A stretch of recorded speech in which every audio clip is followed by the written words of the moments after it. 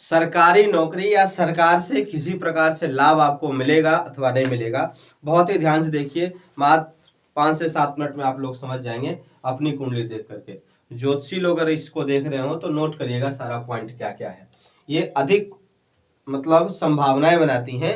100% फलादेश किसी प्रकार का कुछ नहीं होता कि बिल्कुल होगा ही होगा, ऐसा नहीं है। लेकिन हाँ, इस प्रकार के योग हैं तो कहीं ना कहीं से सरकारी नौकरी से, सरकार के खजाने से आपके पास पैसा आए, या आप सरकारी ठेकेदार बन जाओ, या किसी प्रकार से सरकार से लाभ आ जाए, कोई फंड के माध्यम से आ जाए, कैसे भी नहीं कैसे आप थोड़ा अधिक आम आदमी से अधिक सरकार से लाभ कमाओगे। कैसे, देखिए पहले हम ग्रह समझते हैं सारे, विशेष करके कितने 7 ग्रह, राहु केतु को हटा करके।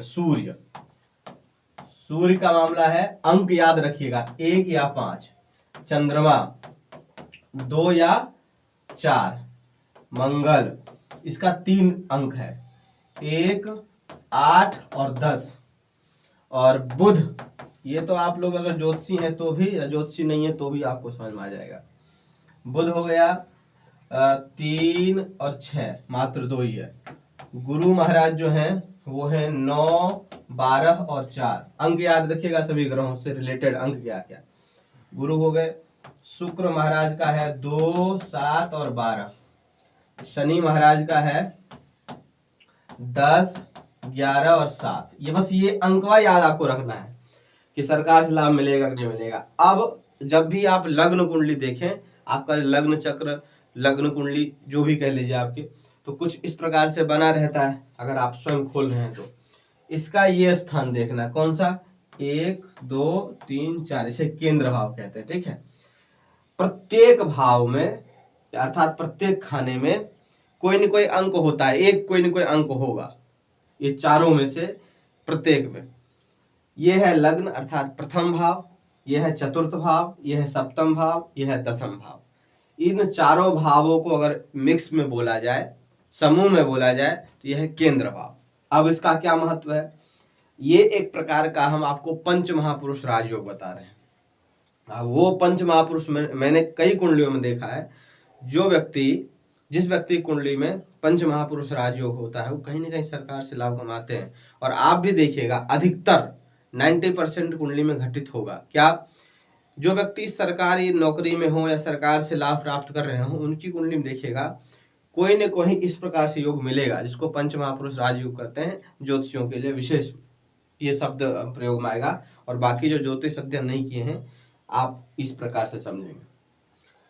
यदि यहाँ पर आप याद रखिएगा, जो भी ग्रह हो उस ग्रह से रिलेटेड जो अंक है वो अंक हो। यहाँ पर मान लीजिए बुध बैठे हो यहाँ पे इतने 1 नंबर में, या यहाँ इन चारों खानों में से किसी भी खाने में, अर्थात केंद्र भाव में बुध बैठे हो, तो बुध का कौन सा अंक है, 3 और 6। तो वो जहां मान लीजिए बुध यहाँ बैठे हैं, तो यहाँ 3 हो अथवा 6 हो तो राजयोग बनेगा, अर्थात सरकारी लाभ का योग बना।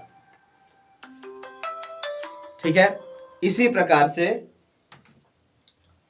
यदि मान लीजिए यहाँ और यहाँ या यहीं पे कहीं पे भी, चारों में से कहीं पर भी गुरु बैठे हो, तो गुरु कितने नंबर में बैठे हो, जहां बैठे हो वहीं होना चाहिए, 9, 12 या 4। मान लीजिए गुरु यहाँ बैठे हैं किसी के, इनमें से कोई भी एक नहीं, इनमें से कोई भी, सूर्य भी, चंद्रमा भी और मंगल, बुध, गुरु, शुक्र, शनि, जबकि पंच महापुरुष राजयोग ये 5 ही ग्रह बनाते हैं, सूर्य चंद्रमा नहीं बनाते। लेकिन फिर भी यदि सूर्य चंद्रमा भी, इन दोनों में से भी कोई ग्रह यदि केंद्र भाव में स्वगृही या उच्च के होते हैं, जो ज्योतिषी भाषा है, और आप लोगों के लिए जो ज्योतिष नहीं अध्ययन किए हैं, इन अंकों में हो 1 या 5 में, इन्हीं भावों में जहां सूर्य हो, इनमें से किसी में, वहां पर 1 लिखा हो या 5 लिखा हो, तो ऐसे व्यक्ति को सरकार से लाभ अवश्य होगा।